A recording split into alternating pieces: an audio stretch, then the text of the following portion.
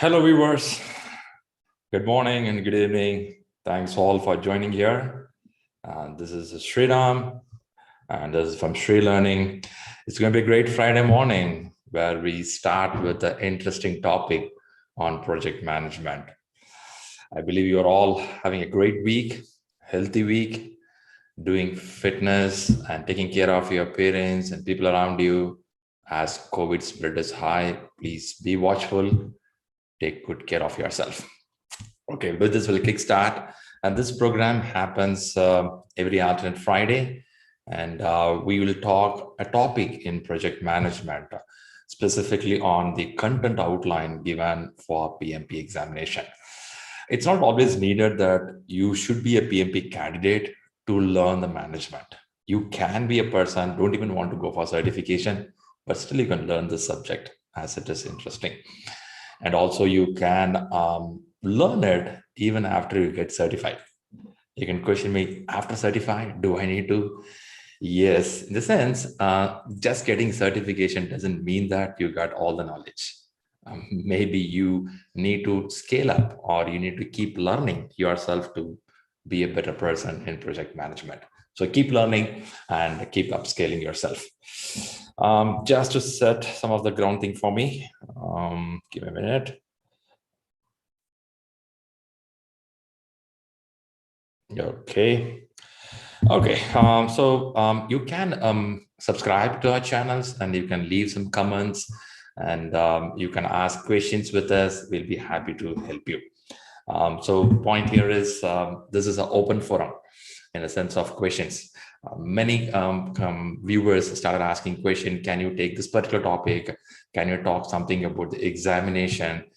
Can you give me some time management tips for exams? So I'm trying to cover some topic today to talk about how the exams can be handled. And also I'll get into project management content outline, which talks about how to handle project changes, because change management is one of the key area people struggle. So we will cover that area and then a couple of questions to see how to tackle a question in PMP examination, right? That's what's going to happen. Okay.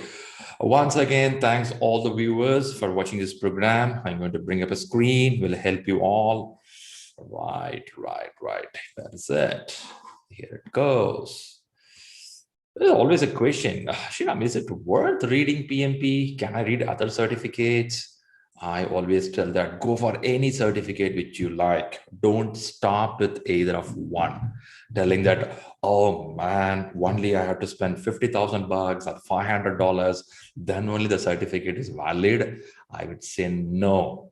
Every year I have a habit of getting one certificate. If that's the case, I should have stood only with PMP, right? So, but today, if you see, I have a bunch of certificates with me over the year of time. The reason is when you go for a certificate, it's not about the money. It's about the process of how you change your character and attitude. A certificate will change character, Shriram. Of course it will. If I put some time and money, it means I have a passion or I have some interest to scale myself, my life. So what I'm doing, I'm spending at least 5-6 hours of learning, or I go for an institute and sit and listen to the classes, which I may know already or maybe new to me. So point is your brain gets better. The book study says that a good learning process makes your brain younger. So, and you can beat your age at least 5 to 10 years. Okay, that's good, right? At the age of 40, you look 30. At the age of 60, you look 50. It's not about the look, right? It's a feel of how you are. So the book says that as more you read, the more you learn, you feel more young. But doesn't mean that you have to go and learn all the political things in the world. Not that thing. Learn something good for your life, good for your profession, good for your personal life. Saying that, let me bring up the screen. Here we go. We have a few contents today. I will start the session explaining some basic concepts. Okay, what we're going to talk today. This is on the domain 2. Okay, first of all, what is domain, Shriram? Okay, in PMP examination, we have 3 domains. Domain 1 about people, Domain 2, it's about the process, and domain 3 is about business environment. The domain is divided into 3, and any project more or less touch these domains in a different proportion. Okay, the proportion will vary. Don't think that equal proportion will be there. It will be vary. And in this, what happened is PMI released something called Exam Content Outline, ECO. In this, they're given 3 domains. In these 3 domains, they're given list of sub-task items from where you can expect some exam questions. Hey, this look like some kindergarten or school exams, man. They are giving the subject, they are giving the area where you'll ask the question. So exam is going to be easy. Of course, it's easy if you follow these terminologies. So now what happened is in domain 2, which you're going to see today, there is one more line I have written called lesson. Come on, man. You said domain, now you're saying lesson. Yeah, PMI has grouped 5 lessons. Okay. In our classes, we'll talk all these lessons elaborately for 35 hours of session. I know most of you are students who have been in the classes. If you're not part of it, you can listen to our classes, which happens as a weekend session. So the point here is there are 5 lessons. Now these 3 domain related items are splitted and put into 5 lessons. These are things going to be exam question? No, this is just your foreign knowledge. So what you have to remember altogether for the exam of preparation is there are 5 lessons. In this, in lesson 3, there is something called doing the work, the actual execution area, the project execution as per the plan. So when you do as per the plan, how things going to move, how change is going to happen, how you handle the issues, how you create some artifacts in the project. Lot of factors are there. In this, what we're going to do today, in lesson 3, when you do the work, when you say do the work, you're going to execute the work. Construction going to happen, software development going to happen, a doctor is going to do a surgery, there is a birthday party happening, marriage event happening, I am migrating from one city to another city. These all doing the work. Man, migrating from one city to another city, is it a project? Of course, it's a project. It's not an easy thing. Okay, it has a lot of ingredients, right? That's going to happen. If I ask a little kid to draw an elephant, it's a big project for the kid. The kid has to collect all the painting related materials, a good paper, a good place to sit, find out the timeline, should have some biscuits and then start drawing. It's a project, man, for this kid. Yep. So now point here is we're going to do something work in this. When you do the work, changes pop up. Okay, the question is, can I do all the changes or only limited changes? We will see this as a topic. By the way, thanks all for watching again here. The point is, this is a revision session. What do you mean by revision, Shriram? Yes, we have hundreds and thousands of candidates and participating in our classes. And they all listen to the classes over every month as online session.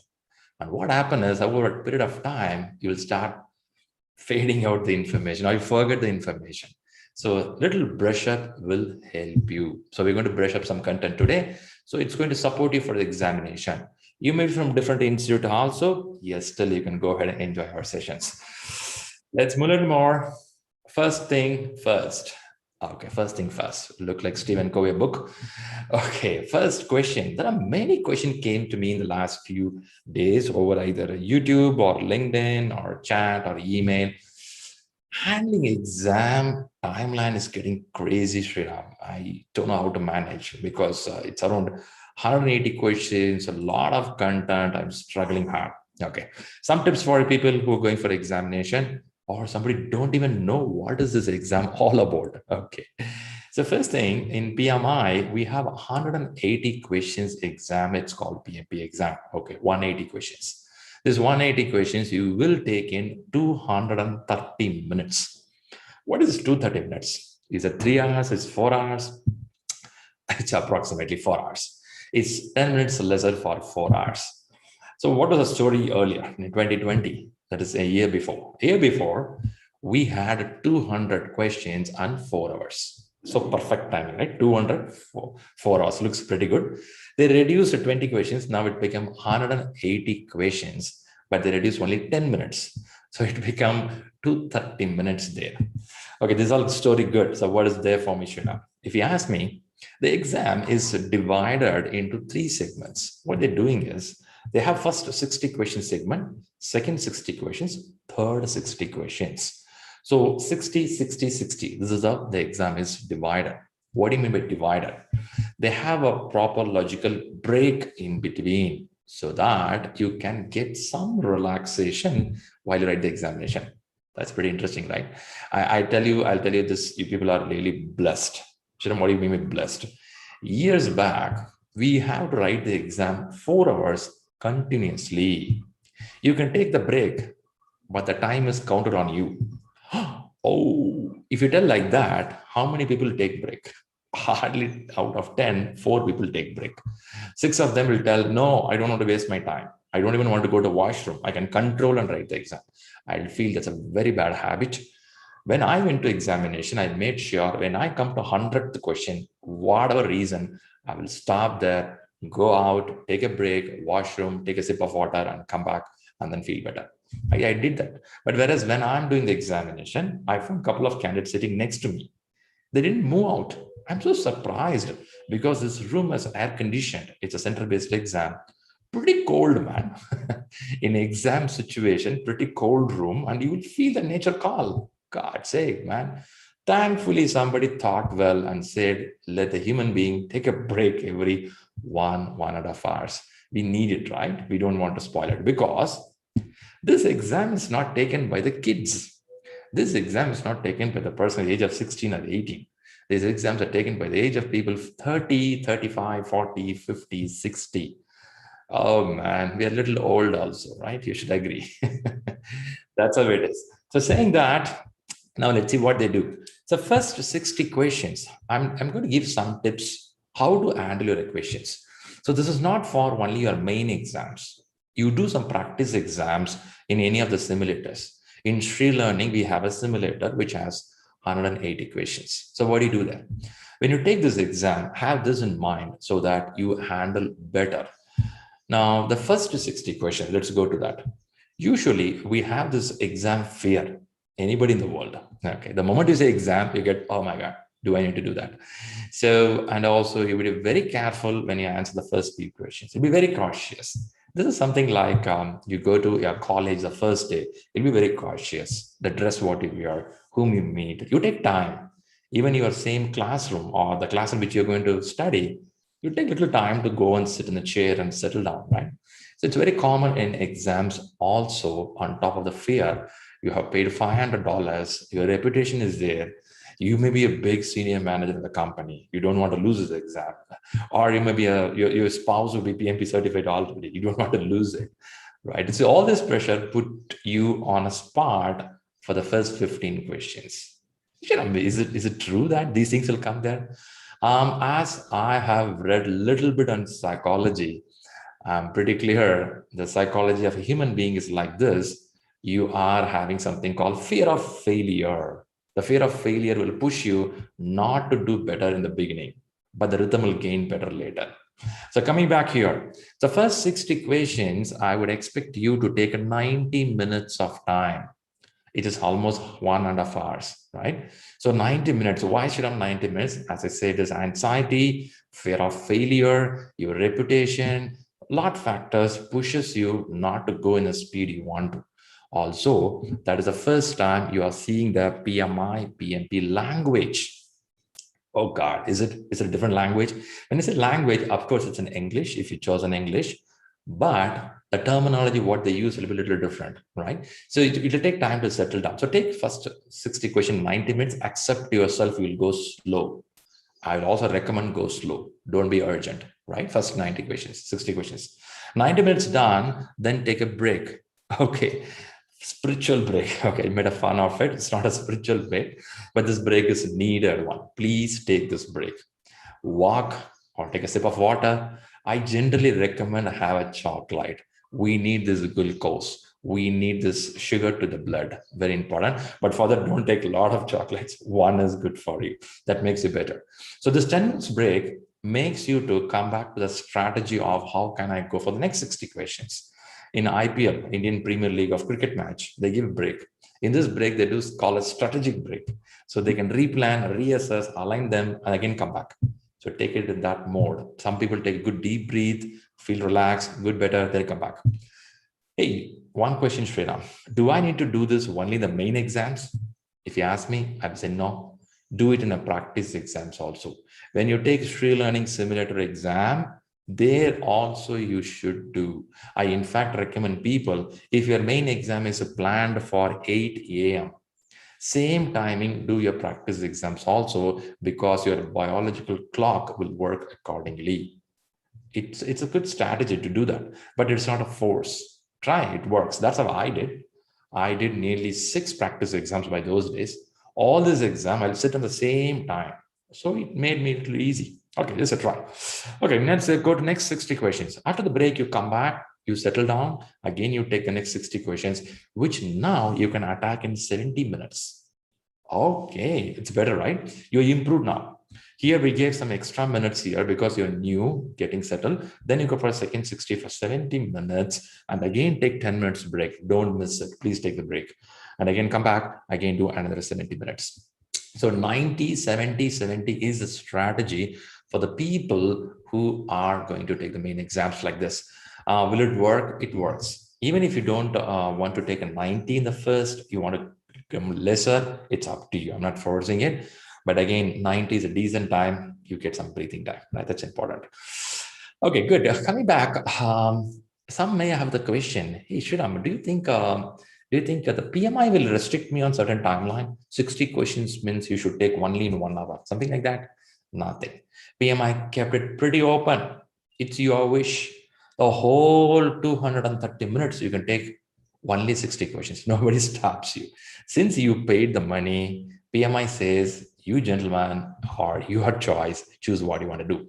So this is purely time management of a person who is a leadership position, of a person who want to go for a managerial role, a top managerial role, right? So point is, you are in the right direction as you know the timeline, how to handle it. So proceed as per the time what we given here. It's really, really going to help you. Saying that, that's interesting. So what I want to do is I want to just see any questions on related to exam before I go to the project management content. Post your questions in the chat window. Let me quickly see if you have any questions related to exam. I'll help out so I can move forward.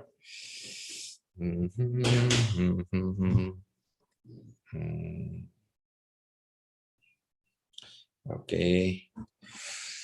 Right.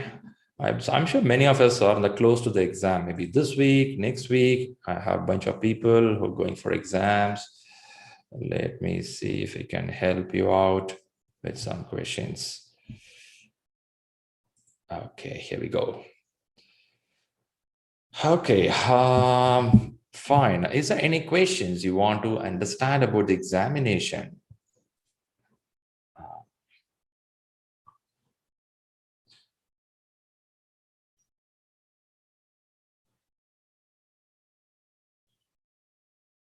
Okay, there is a question.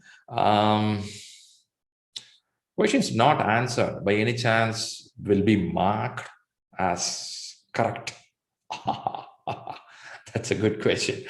So now the recommendation first is in exam, please mark all the questions. I mean, if you even don't know the answers, mark some answer for it before you move to the next question.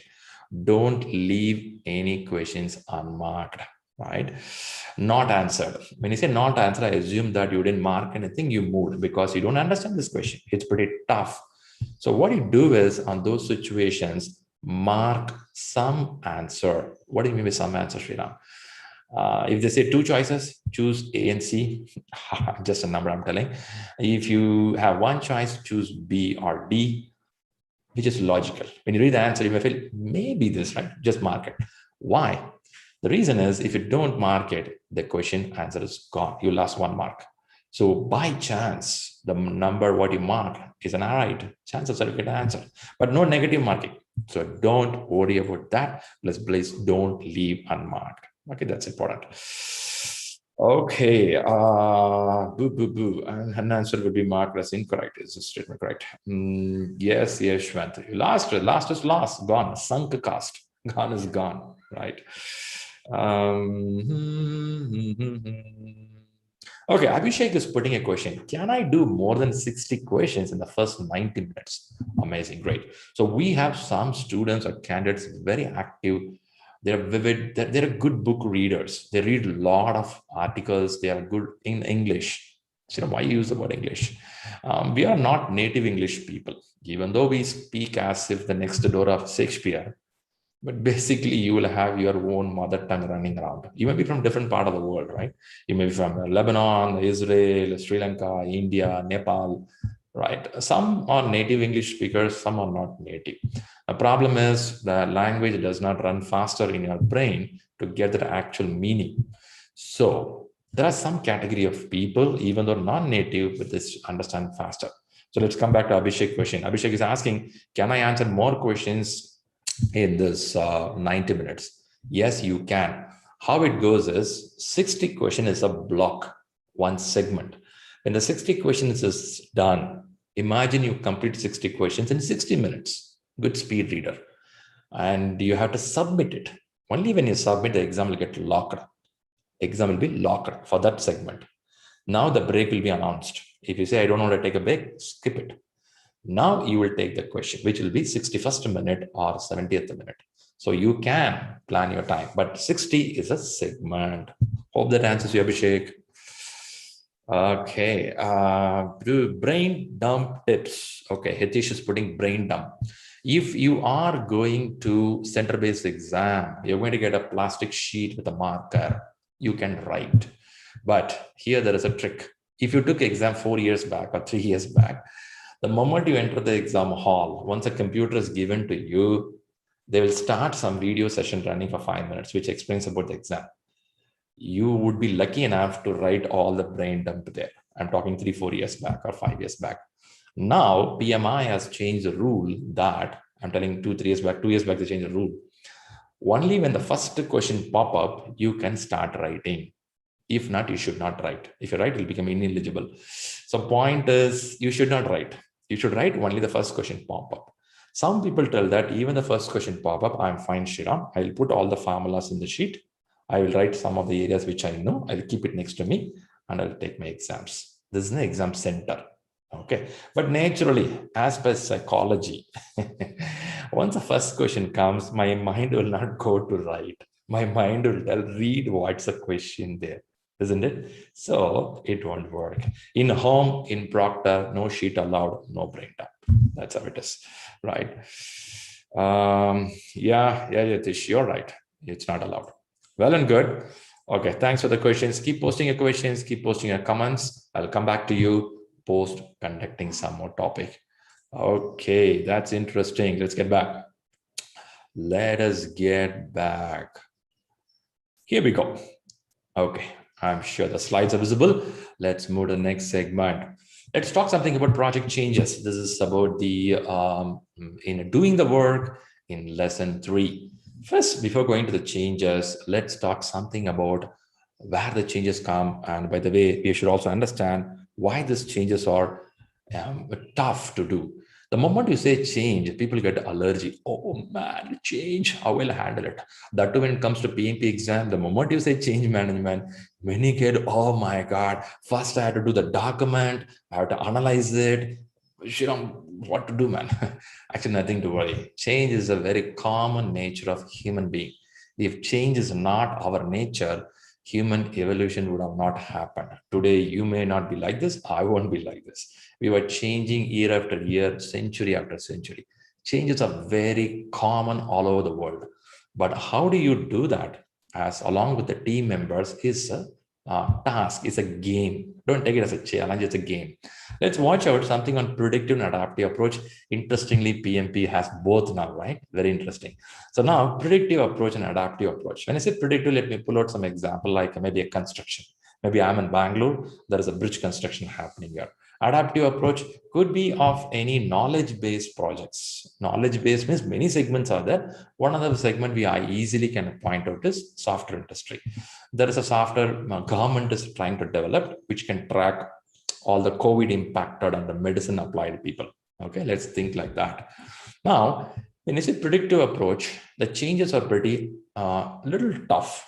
Why little tough, Sriram? The reason is in predictive, I know in Bangalore there is a bridge construction going to happen, and I know it's going to be 5 kilometers of stretch. I know the details of the bridge. So we made a plan accordingly. What do you mean predictive? Yep, we have a plan here, right?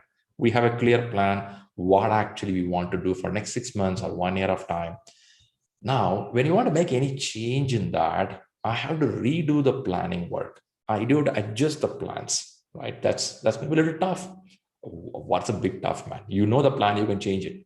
Yes, I can. But the problem is when I change a plan, it's going to impact some places. It could be of a timeline, cost of it, third-party vendor, where I'm importing from steel from different country for this bridge work. I should stop that or increase that. A lot of factors are there, right? So what's the problem with the predictive approaches? When you want to make a change, it introduces some rework. Okay, rework is common, but if it is a very solid or physical work like a construction, the rework will be expensive. Why? You're going to have a demolition cost. You're going to demolish something, isn't it? Or you're going to have some scrap, the machinery which you have to throw away. No, this is not going to work. You have to bring some new steel. No, this of steel doesn't work. I mean, a big, thick steel material. Okay, again, another cost. So the cost of scrap and material pretty high. I'm talking 50, 60 years back or 100 years back. Look at the big constructions which happened where you want to change. It's going to eat a lot of money. Now, this made many people scared. Oh my goodness, this is costing too much, man. So be careful. Don't change inappropriately. Change it appropriately. That is where the change management came into picture. Right? Nowadays, I'm seeing many people make fun. Oh God, agile is very trendy, yo-yo, no change. You have to go back and see 100 years how these guys are working. In middle of some construction, you come and tell, change this, man, it's going to eat the money. It's going to eat the people, life, everything, right? Even today, we cannot do certain projects change just like that. Let's take a doctor surgery. Doctor is conducting 6 hours of major surgery. I cannot change just like that in between, right? You should have well planned. Change is going to cost a life there. It's not money. Life is gone. You have to be very careful, isn't it? So a change can bring risk also. Now, this changes could be on the detail of the project, could be of a timeline, costing, risk, procurement, could be many area. The point is in predictive approach of model of project, one of the example I say the bridge construction, or it could be a doctor doing a surgery. Changes are expensive in that case. So, right, the material cost, those things very high. So what there we do is be a little cautious. I'm not saying don't do the change, you'll do it, but be a little cautious. That's the thing. If you keep this mindset, what I'm telling, in the exam hall, you will be a little more clear. Oh yeah, predictive, because of these reasons, we are a little careful. We won't haphazardly change. We'll go with a formal approach. Yeah, that's a point. Let's go to adaptive. Don't think adaptive means all are yo-yo IT guys. There are a lot of people there. Adaptive goes to multiple segment. Let's pull out something on software. As I said, Government of India is such a heavily populated country in the world where we have to implement this medicine where more than 80% of people says, I don't want medicine. People are scared of the medicine now, right? So now government has to track how many people took the medicine, where are they, what they do. Now in this, if you bring some changes, what will happen? Definitely rework will be there. Nothing wrong. They have to redo the software system, and rework is very common in any project. And this work can bring some risk also. Okay, that's also there in changes. But here, the scrap cost, material cost are pretty less, or sometimes nil, nothing will be there. Okay, because most of things are handled by technology advancement, automation, robotic process, isn't it? See, imagine the WhatsApp you have today is a green color. Somebody thinks, let's go to the blue color. I think fast forward by Facebook, right? Facebook thing. Okay. So they think that let's go with the blue color of Facebook for WhatsApp. Will it bring a lot of scrap cost? Will it bring a lot of material cost? Will it bring any other problem in doing that? They'll say, no, man, I can do it. Version WhatsApp 2.0, blue color. When I can bring it? Tomorrow? I can. It's possible. Okay, there are some work there. You have to put some labor, they have to do the work. I mean, not labor, we call them as resources or people. Now, it's possible, right? It's not going to eat too much of money. We can do that. So point here is changes. Somewhere it's very expensive, somewhere it's inexpensive. So this plays a major role in decision making.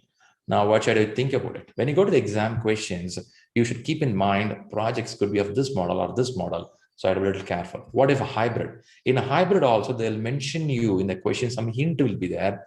Is this hybrid currently following agile or currently following predictive model? So in that way, you will be able to make some decisions, right? That's interesting.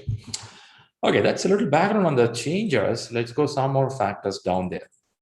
Okay, why the changes comes in?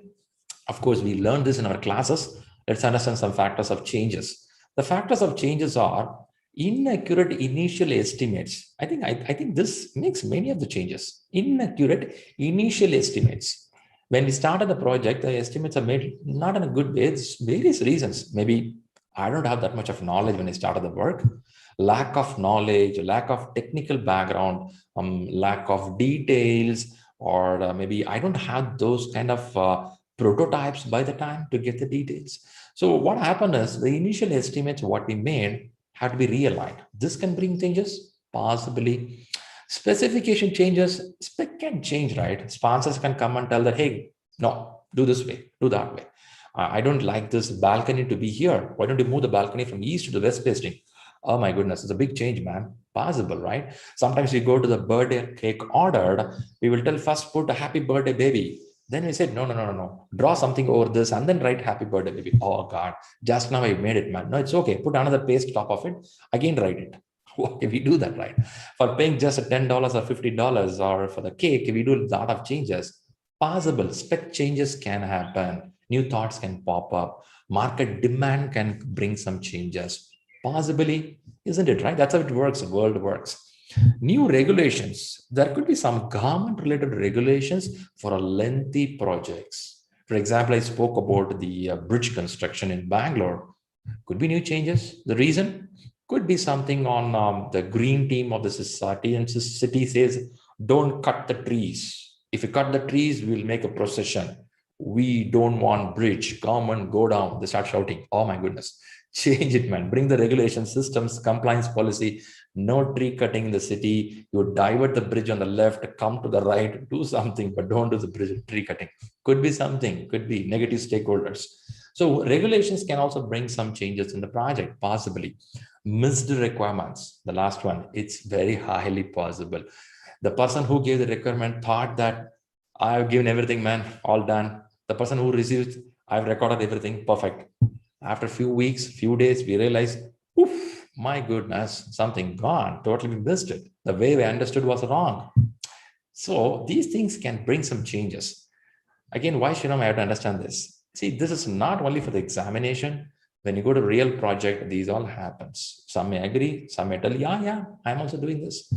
So when you look at this in the exam perspective, you are not looking something, a non-practical thing, because I get these questions regularly. Shriram, when PMP books, we learn well and good. Is it really practical?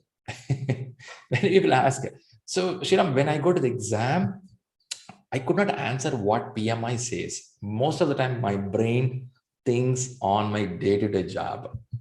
It's nature, right? Our brain is used, we call a subconscious mind. If I brush every day in this format, my subconscious mind registered it. Suddenly somebody says brush up and down, doesn't work. Always it goes left and right. Why? Your brain is used with subconscious mind. Same works with the office. You always do the same work. Suddenly PMP says that no, go up and down. You feel no, that's wrong. This is also correct, right? So you have to understand why PMI says that, because there is a reason behind this. They go through 200 countries, a number of projects, and they say that, hey, this could be the winning formula, right? So causes of change is something we've seen here. Let's go a little more. And let's see the plan. Now, how to make these changes happen, for which before that you have to draft a plan. It's called change management plan. First of all, do we need a plan, Sriram, for changes? Yes, it is, right? Because a project very massive, more number of people, heavy impact to the society or to the individual or organization, we should have a systematic approach of reaching the plan. If not, it will become so haphazard. You don't know who proposed it. You don't know why we did it. We don't know what impact it's going to happen. It creates a lot of trouble. Some of the government failures happen. The reason is change is not properly planned. So they haphazardly change because of some political leader wanted, they try it. And then within some time, it will fire back. Then they'll say, oh my God, there was a mistake, right? So then that becomes a political agenda to talk for somebody. So point here is we should be clear enough how to do this. Before that, let's touch a few factors. Change. First thing, you should know who can propose the change, who all can propose the change.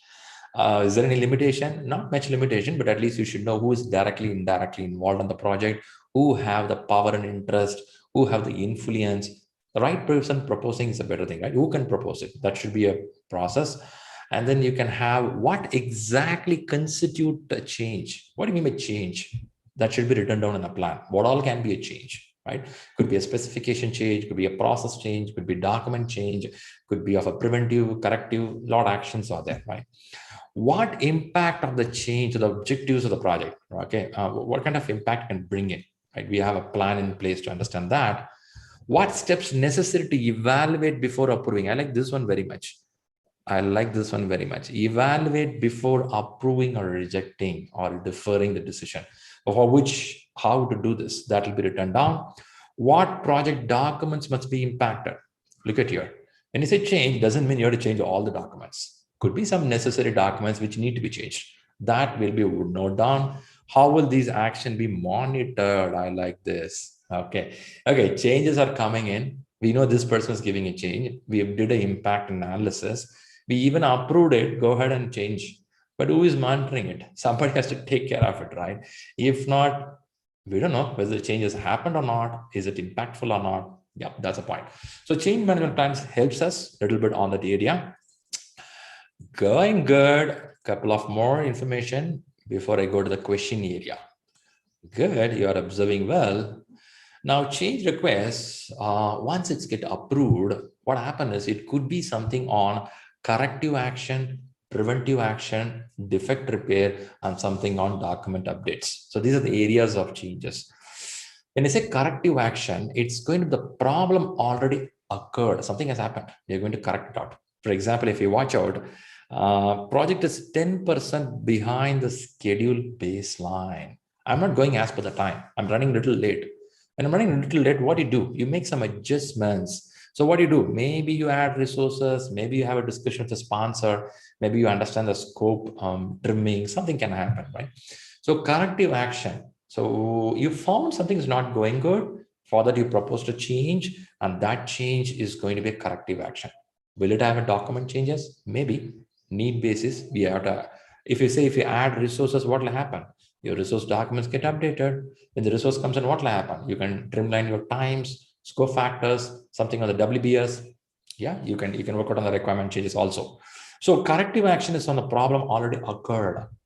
Preventive action. Prevent anticipated problems, which is going to happen in future. It may happen. So one of the senior managers is going to be team member might resign in 2 months. Knowledge transfer and documentation to be planned. I feel this area is not well handled in many places. I see many places where when you see resource going out of the company, they take it for granted. It's okay. This guy's going out. We will do KT in the last 2 days. How come the last 2 days you will make somebody to learn? We don't work, right? Also, this person already in the mindset to go out of the company. So will not definitely give the information. So the going guy will not give the information. The newly joined person, I'm yet to find the washroom in the new office, man. That's his biggest problem. With him, you're telling that learn all the project. Okay, it won't work, right? It should be a very systemized plan of doing. By the way, let's park this example. Preventive action could be of anything, could be of something, a new material which you have to import, may have a trouble because of a trade war between countries. You can see that, right? All developed and developing nations having a cold war. It's happening. People could not see the news channels, but it's happening. Quad countries, these countries, they start forming it. Now, this can bring some problem in importing some material where you have to stop it. So prevention action is you feel, you anticipate can happen something. You write something to stop that. It could be changes. Defect. This comes from mostly from a quality team or your customer telling that, guys, this is not working, man. It's a bug. Oh, it's a painful area, right? This area we have to be a little careful, but bug can bring again a lot of changes in the system. Okay, so now these are the actions which we do in the changes part. By the way, I didn't go too deep here. I'm trying to give it a highlight because in the classes we used to explain some examples, go some deep. But again, being a refreshing, I believe this is helping you. I hope it's helping you. Okay, this is interesting, man. Okay, what is this? Here, there is a flow. The flow is going to talk about how the change request happens. Considering this is on the predictive approach. In adaptive approach, it'll be slightly different, where the moment change comes in, most of the time change comes from the sponsor, that is a product owner, who knows that is this change good for the system, and they prioritize the backlog accordingly. In agile and adaptive nature, changes are very easily taken because we don't have a very lengthy plan. We have a short plan. So a change does not need to worry too much of redoing all the work. So there may not be a very great flow needed there. Only a person or a couple of people decide this change can go, then they reprioritize the backlog and start the work. So that's why people prefer agile very much, but that doesn't mean all the project can go to agile. Be careful, not all the project can go to agile. Only few can go for it. Okay, now let's go to this area. If you watch out here, I'm just showing a flow, okay? Doesn't mean that this is the right way. There could be a better way also. One of the right way here is the stakeholders who propose the request comes in. So the project manager registers and assesses the changes, and they have to record something called change log. This is a document in PMI, PMP. I think page number 89 or 126. Go to there, you'll see a lot of list of documents in PMBOK. In that, one of the document is change log.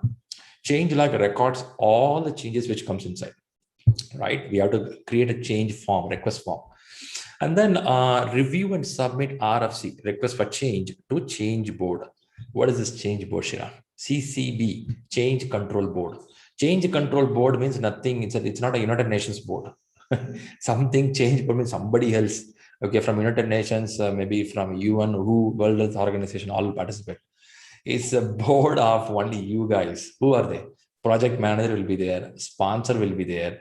Maybe some key stakeholders from your team can be there. Maybe some SME, some core guys. Yeah. Your leads, if needed, maybe there. So primarily project manager, sponsors will play the role here. And this change board, all these things are being into the control of configuration management. If you heard about configuration management, because configuration management take care of the whole system here. Now the change board happens. This change board decides whether to proceed with the change or stop it. If they say proceed, it goes. If they say no, you have to inform the requester, sorry, man, we're not going to do this change. You asked for a new balcony on this villa, which we went through the analysis and we found that if you do that villa, the whole system will collapse. We have to bring a lot of architectural change, which is going to cost high, timeline high. More than that, risk is going to pop up very heavily because that area, the soil is not pretty strong. I cannot introduce 2 pillars to bring the balcony, which is going to be, even though you're ready to give the money, it's very risky. We should have planned this before we come to 70% of the project completion now. We have done 70% of the project. Now we are asking us to introduce a balcony, which is pretty risky, possible, right? We have to reject it, and we have to put that in the change log. A change came in so-and-so date, proposed by so-and-so person. This reason is accepted. This reason is rejected. So Shriram, by rejecting, are we hurting the sponsor? Not at all. Sponsor also part of the decision. How come, Shriram? If you watch out here, when an impact analysis happens, what happens is, if it is a minor impact, PM will review it, right? If it is a moderate impact, PM, along with the stakeholders, who's a stakeholder? Could be your team members, some other folks from the customer side, also possible. Major impact, PM and sponsor, these 2 guys be there. So when I say balcony change is a major impact, right? So the PM and sponsor is there. When both of you come to conclusion, it's fine. You understand the reason why we're not going to do that. That's important. Okay, let's go for that. Good case. Good case is they say accepted. Yes, we are good. Then you have to update the plans. What are the plans? Not all the plans, some plans which has an impact, which we written in the change management plan. In change management plan, we written down, these are the plans we can touch when something happens. So point here is, change comes in, you have a request form created, and then you have a RFC, request form for proposal, that is a proposal to make a change, and you record in the change log. This all happens simultaneously. You do the impact analysis, and then the CCB evaluated, then they say yes or no, then we close it. There are certain steps here. Many people have this question in examination, what to do first, what to do next. Don't worry too much, but again, you can go to PMBOK, you can go to Rita 10th edition, read a few lines about it, have a general idea. If I'm a project manager, a change request just came in, what I have to do now? A change request already proposed, it's in the line, what I have to do now? If I'm going to discuss with the sponsor, what I have to do now? So how to answer these questions effectively? For this, first go and read PM role, project manager role. It is there in chapter 1, 2, 3 in PMBOK. Read the roles carefully. When you know the roles, you'll be in a better position to answer it. Don't look for point number 1, 2, 3, 4, telling that first, second, third, fourth, this is what you have to take action. If you start doing that, it's a kind of a memorizing and going to exam. No, you have to understand the concept, the situation. PMI does not go by just the books. They make you understand the concepts, right? And then we do the implementation, all factor. Okay, this is just an idea for you how things can work. But again, there are a lot of flow charts in the market. PMI also giving some flow chart, but I would expect you to, more than believing on the flow chart, understand the role of the manager, understand the situation of the project, as I said earlier, like predictive nature, adaptive nature, then you will be in the right place to answer. Okay, please leave your comments and doubts there. Let me try to answer it. I know, because change is a big area. Okay, before I jump to the questions, let me see if any questions from you I can help or send them. We'll go for Q&A. Where is it? Okay, there are a few more questions about the exam. Okay, I'm seeing some of Raghavendra. Change is inevitable. Each and every org has changes planned in the schedule. Very good. Thanks, Raghavendra, for that. What if sponsor or customer does not agree to add more resource to alter the schedule or increase cost for adding more resource? How should this situation be handled? I think the situation what you're giving, Sivaram, it's a very specific situation to the project. But again, if somebody says they don't agree, then we have to see why they don't agree. Could be a reason. Cost can shoot up. When you say here, does not agree to add more resource or alter the schedule, increase cost for adding more resources, of course. Now, in this situation, it will become a compression, where compression, you will start doing parallel work.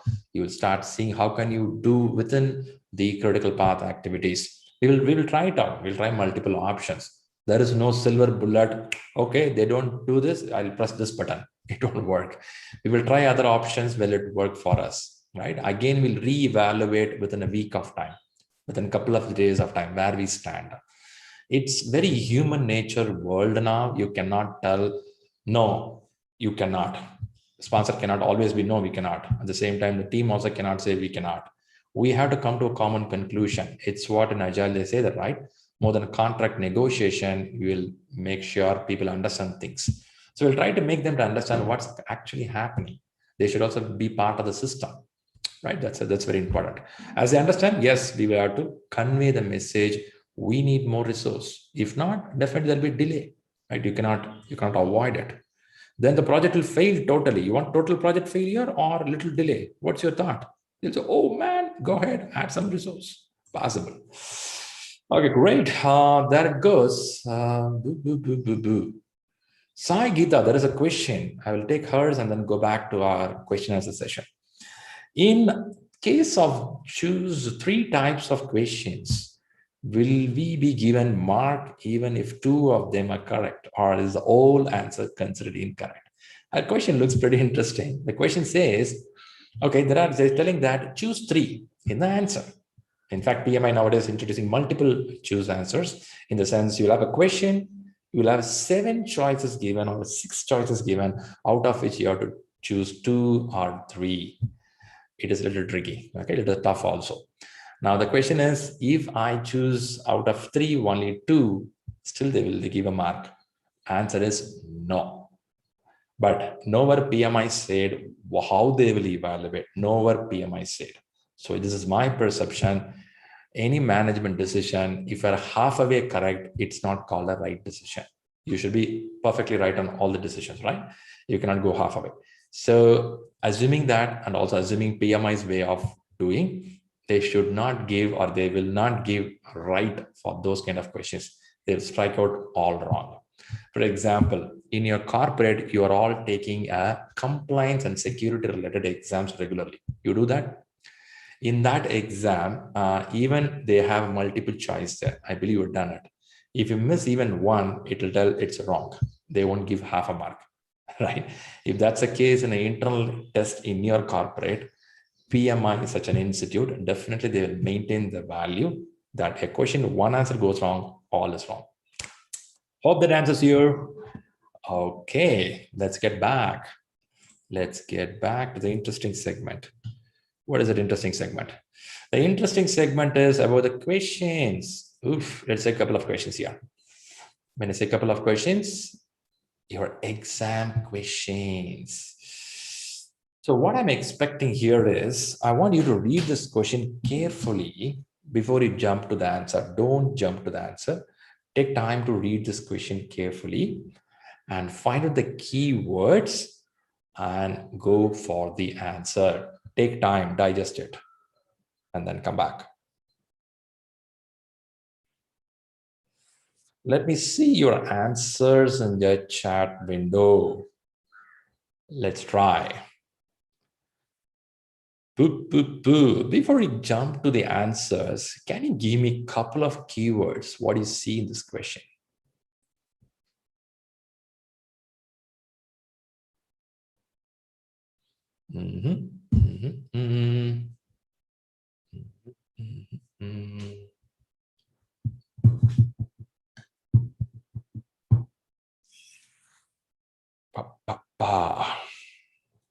Let me see keywords. What do you understand from this question? Ram is managing a project with a distributor team in US and India. Is the message very clear? There's a project manager and the team is there. It could be of a virtual or distributor team. So the moment you say distributor, there could be some complications coming forward. And the project follows a fixed budget and tight deadlines. Oof, they gave something like what Sivaraman just asked. Man, it's tight. Yeah, it's tight. Now, during planning, what should Ram do to avoid? The moment you see something called Ram do to avoid, something they're asking you to be more cautious when you take a decision.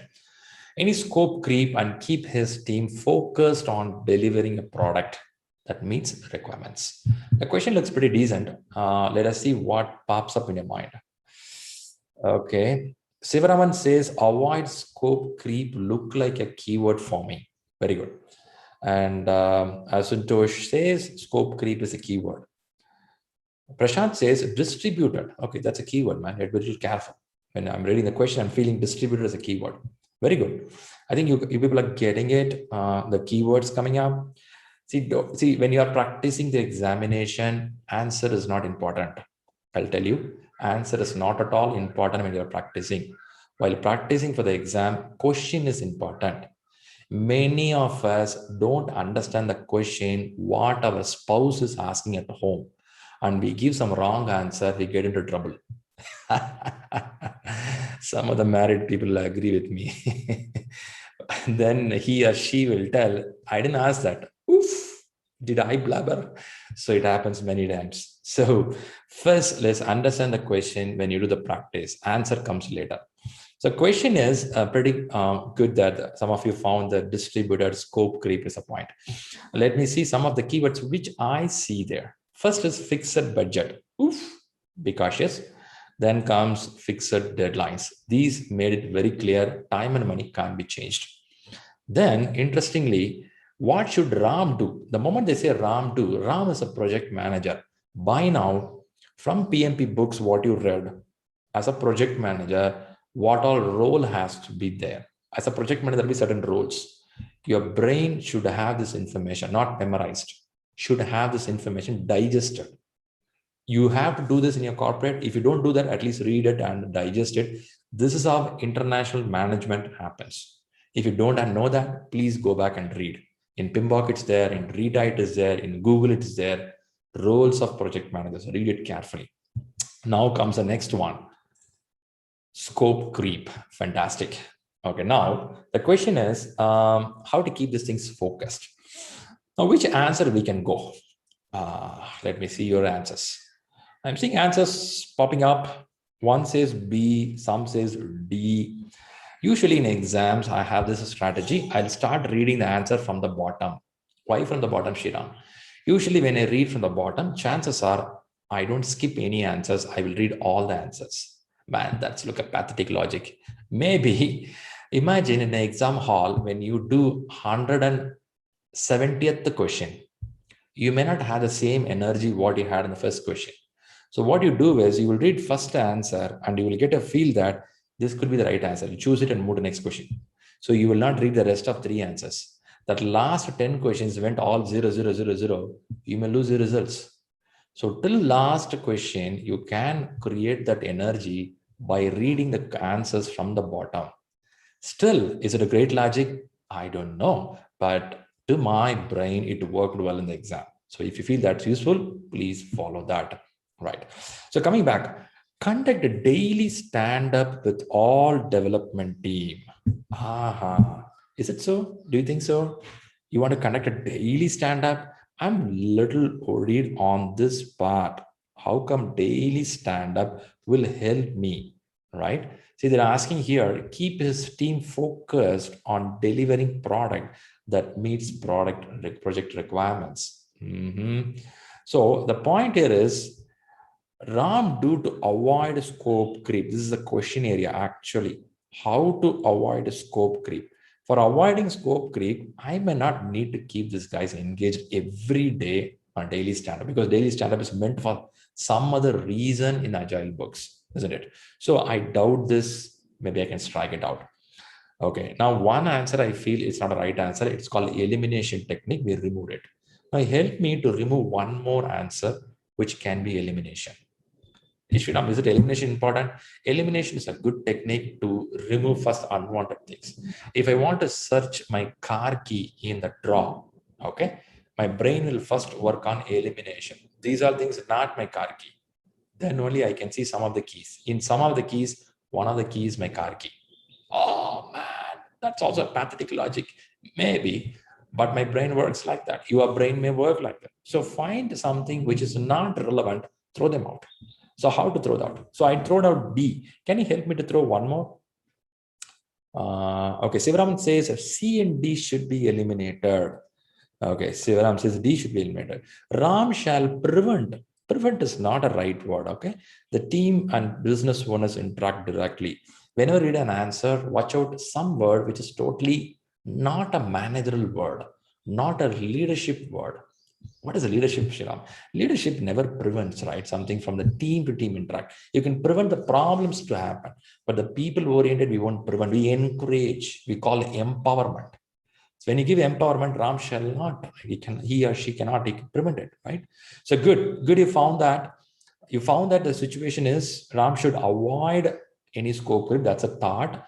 At the same time, we found that 2 things went out. So now we understood the question. Now we understood the elimination. Well and good. Now the target area, step 3. I used to tell the 3 steps. The step 1 is understand the question with the keywords. Step 2, eliminate some of the wrong things, totally wrong things. Every question will have a couple of things are totally wrong. And then comes the third one, which is on the target. Now your car key, how to find it. Now there are 2 chances given here. Now in this, you have to go pretty closer here. Let's go with the B.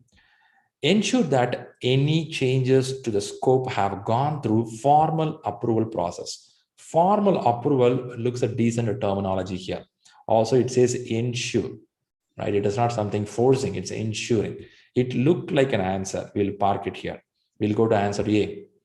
Request that all development team leads prepare detailed requirements. All development team. Okay, this looks a little risky now. Do you want to do that? Even though both looks closer answer, all development team looks a little risky because when you talk about scope creep requirements, I may not need to involve all the people in some areas. Okay. Also, first tell me this question, is it a predictive nature or adaptive nature? What is your thought?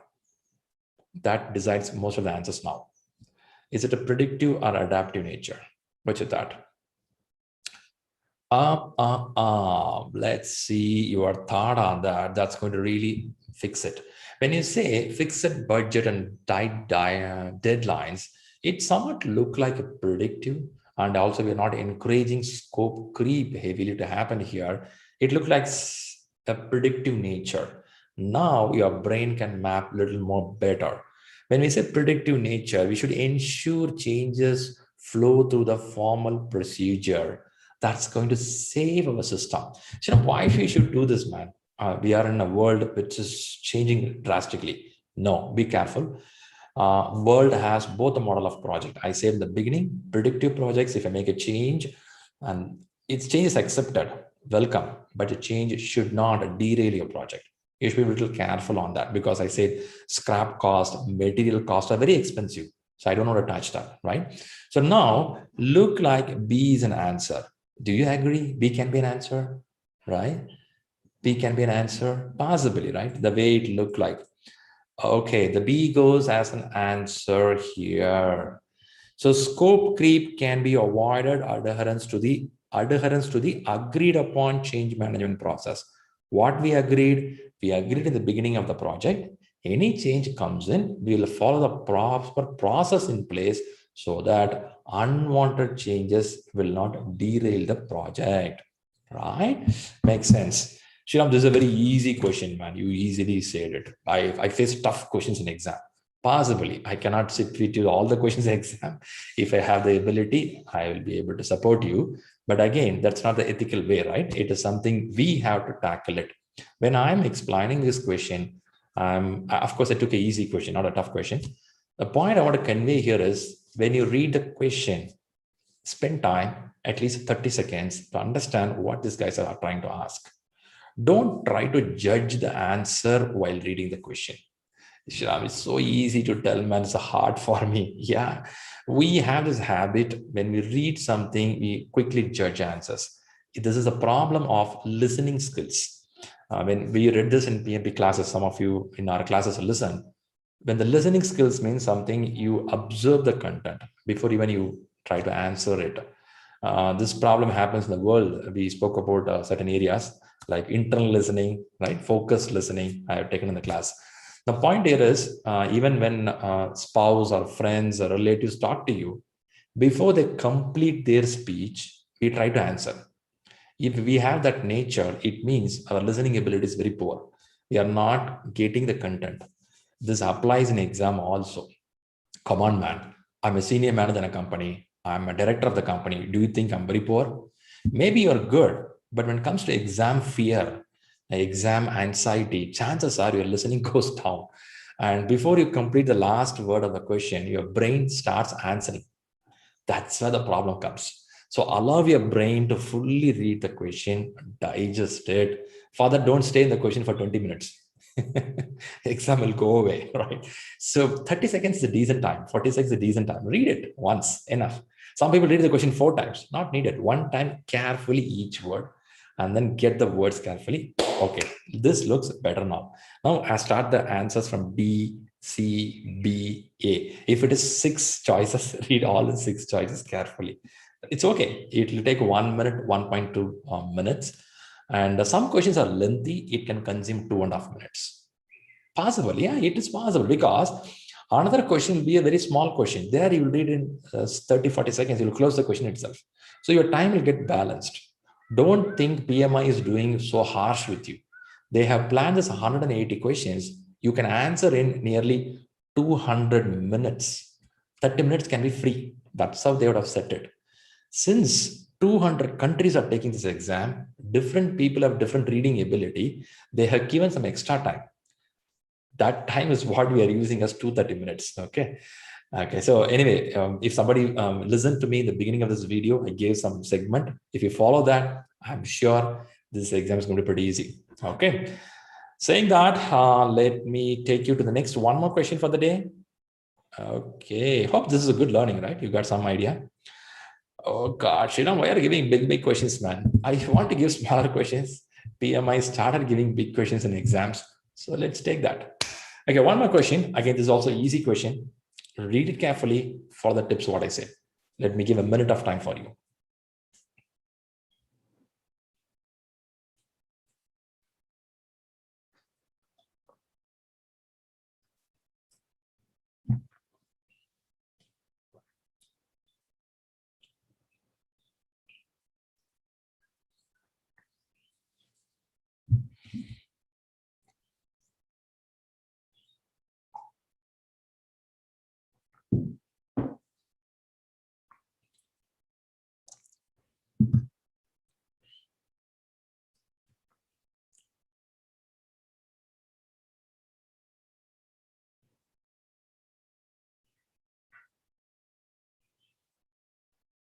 Okay.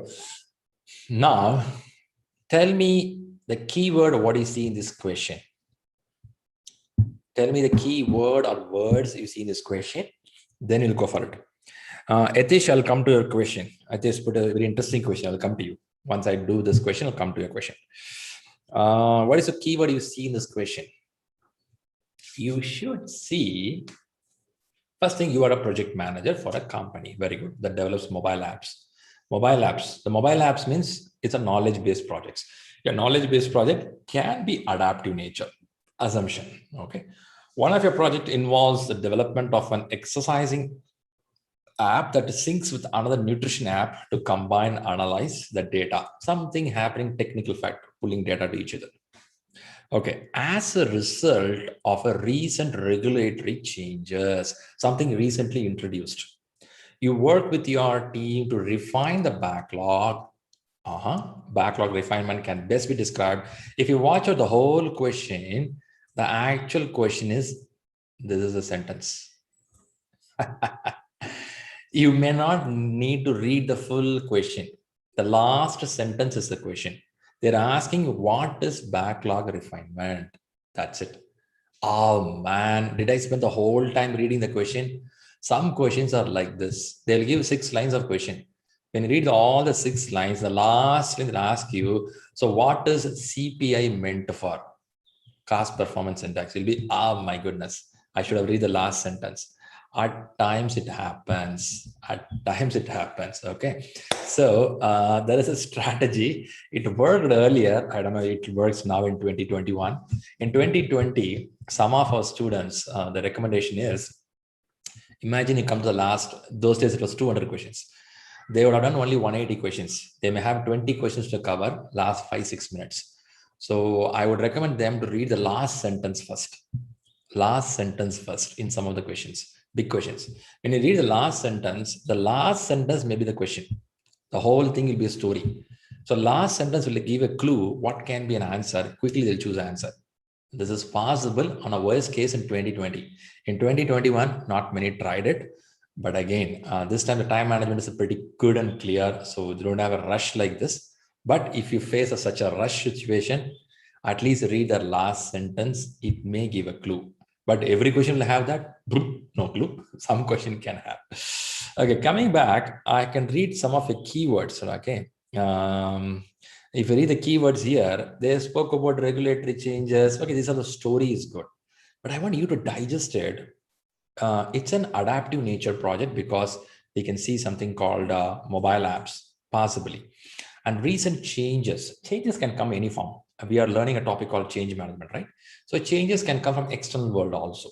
Some regulatory changes in the market changes, market demand, possibly, isn't it? So that brings some value. Now, point is, when you learn change in adaptive nature project, you have to learn something very interesting. The interesting factor is refinement. What is refinement? If you read in our classes, we have spoken about it's called refinement or grooming. This is a regular process in agile projects or adaptive project where they keep looking the requirements which coming in. The requirement comes in, we keep lookout for any addition, removal, changes to the project. You keep refining yourself. In adaptive nature of project, we will not have all the requirement at the beginning of the project. We'll have some portion, start the work. Some more work will keep on coming in. Whenever work come in, we won't do it just like that. We will refine it.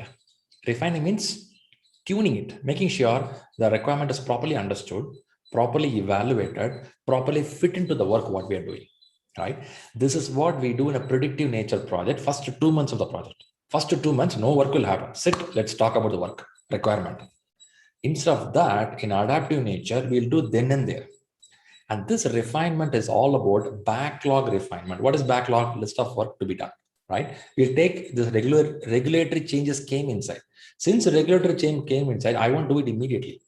I will first understand it, refine it, evaluate it, understand more better. And these all be done with the guidance of product owner. Who is the product owner? Product owner is a representative of the customer. See, the change is given by whom? Customer himself. Who prioritizes the work? Customer himself. Who gives the detail of the work? Customer himself. We put all the burden on this guy. So we are relieved. Man, you gave the requirement. We are doing what you asked for, right? That's the point. Now, coming back, one thing I want you to know about change in agile or adaptive nature. Now, if you see the statement given there, this is from Agile principle number 2. There are 12 principles in Agile. You just read these 12 principles. You will clear most of the Agile questions in exam. Very easy principles. One of the principles, principle number 2 says that welcome changing requirements. Look at here. Changing requirements, even late in development, middle of the work, end of the work, bring the changes. We'll welcome you, right? Agile process harness change for the customer competitive advantage. For the advantage for you, man. Why we accept the change? For you. Last minute, I'm telling in the baking store, hey guys, can you change the cake from the pink to this color? They said, sir, come on, sir, we did everything. True, man, but my daughter may not like this kind of dark pink. Can you add something? Okay, so we'll try it. Please sit down. We'll take another 15 minutes to do it. Possible, right? Service segment these days don't say no. They say, yes, sir, we'll try. We'll try. They'll explain you the problem and again they'll try it. Right? They'll also involve you. Sir, do you like to have the purple color like this? Do you want to put a cake like this? They'll ask you opinion, suggestions. They do work. That is how the market is changing, right? The market is moving towards more servicing people. If that's the case, Agile principle says changing requirements, you accept it, right? So that is what is happening here. Now, keeping in this mind, now tell me which can be an answer here. Try your answers here. What is backlog refinement? What they do here? Okay,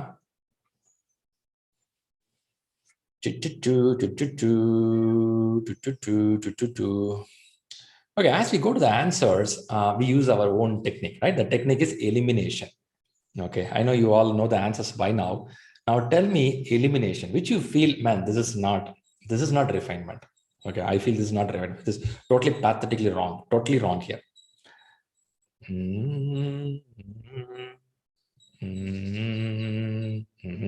Okay, I'm seeing A, let's go by bottom level from D, an ordered list of user-centric requirements that a team maintains for a product.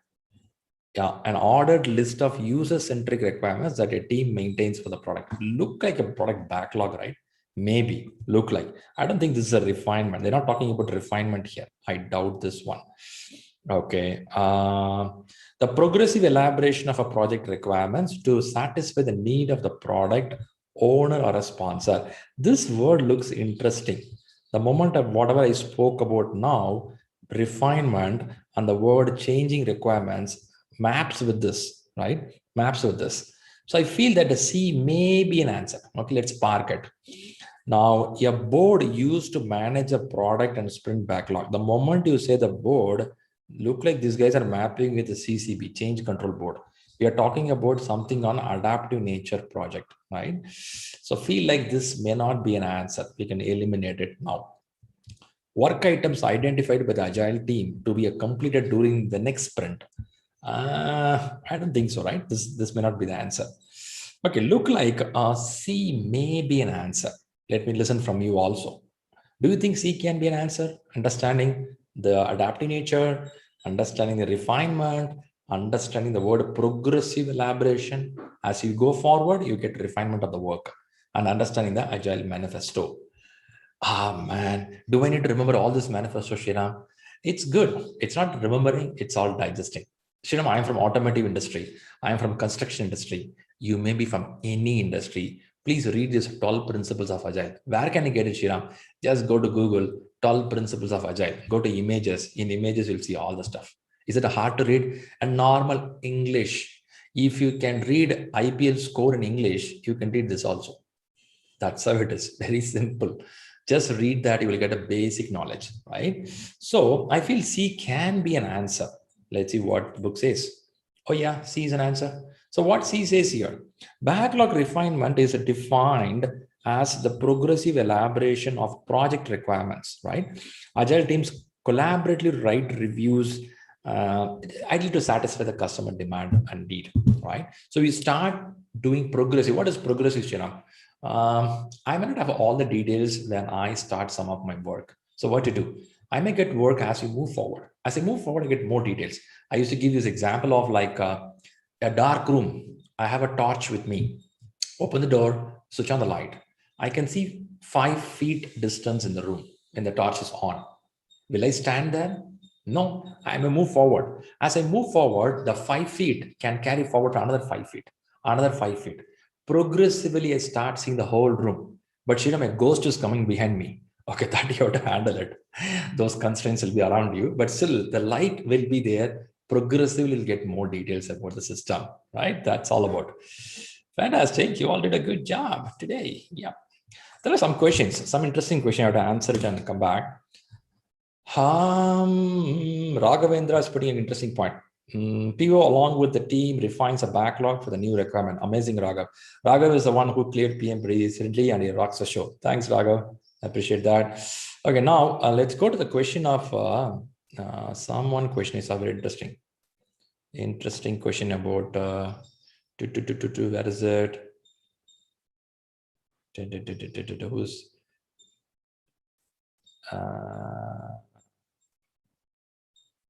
oh, a lot of chat message. I'm missing some of the question.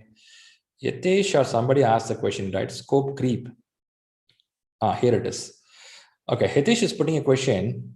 Any scope creep that means, okay, avoiding scope creep means, is that mean no changes for the project? So the requirement should be accurate. Okay, there is a question. When you say avoid scope creep, in the previous question, there is something called scope creep avoided. So is it mean that you're going to stop it? Okay, quick information. Scope creep means going beyond the boundaries of the project. Okay, there are places, what happens is the project idea will be something, and there could be a slippage to go to the different direction, deviating totally away from that. So the creep can deviate the goal of the project, the vision of the project.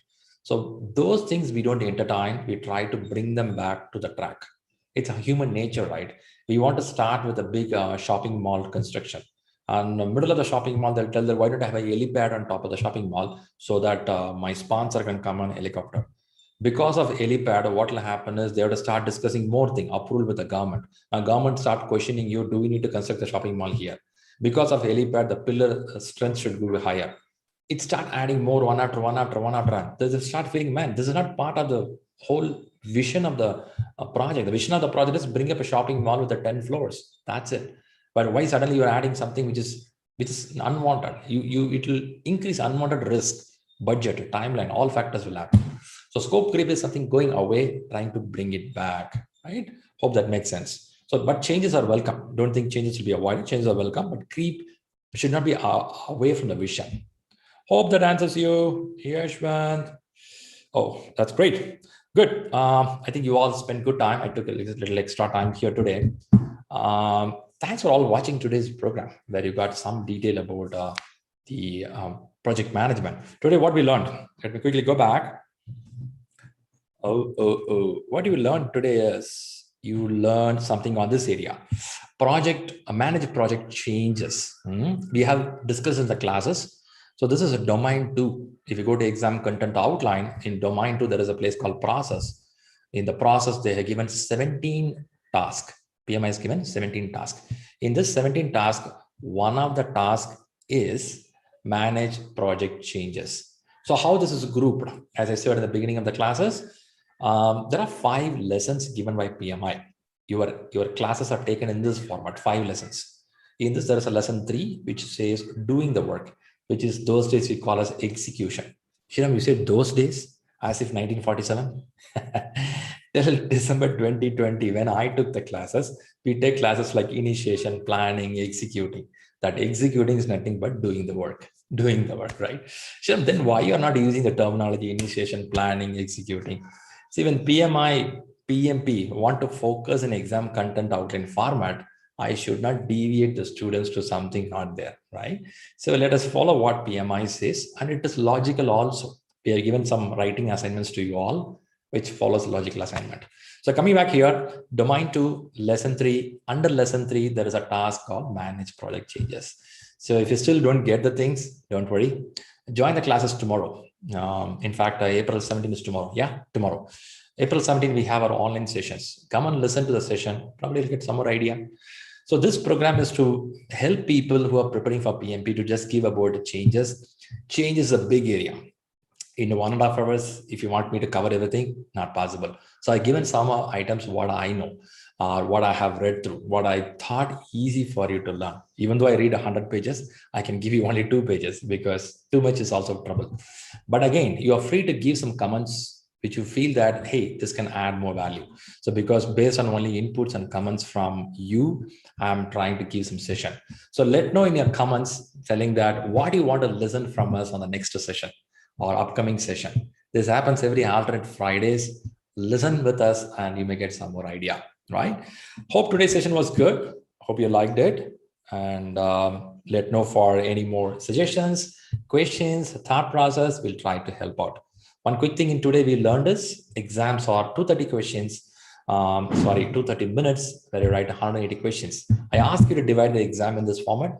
First 60 questions go in 90 minutes. Second 60 questions in 70 minutes. Third 60 questions in 70 minutes. 90, 70, 70. So first 60, you're giving enough time. You can breathe well, relax, and write the exam. Don't have a hurry that I have to go fast. First, it will be like that slow, and slowly it will pick up the speed. How the speed will happen? Automatically will happen. Your brain works efficiently, right? That's great. Thanks everybody for participating, and we'll be very happy to support you. For people who want to get more details about our sessions, you're new to the program, you can reach out some details here. Oh, sorry. Here you can see here, you can reach out to Rahul, our executive. You can have a number there or just send a mail, support@ShriLearning.com. We conduct more of online sessions. We planned for a classroom in Bangalore, but government said, no, virus spreading heavily, no classroom sessions. So we have to halt the classroom sessions. But soon classroom sessions are coming on the way once a virus goes down. But for now, everything is an online, virtual. You can listen like this as a Zoom session, right? Reach out to our executives, reach out to us, we'll support you more. Thanks all for participating. I didn't share the screen of the number. Let me share it quickly. Here it goes. The people, you can see the name here, Rahul, who is our executive, will guide you. And then you have a support@ShriLearning.com. Fantastic. Thanks all for being here. Have a great Friday and safe weekend. We'll catch up in next session. Thank you.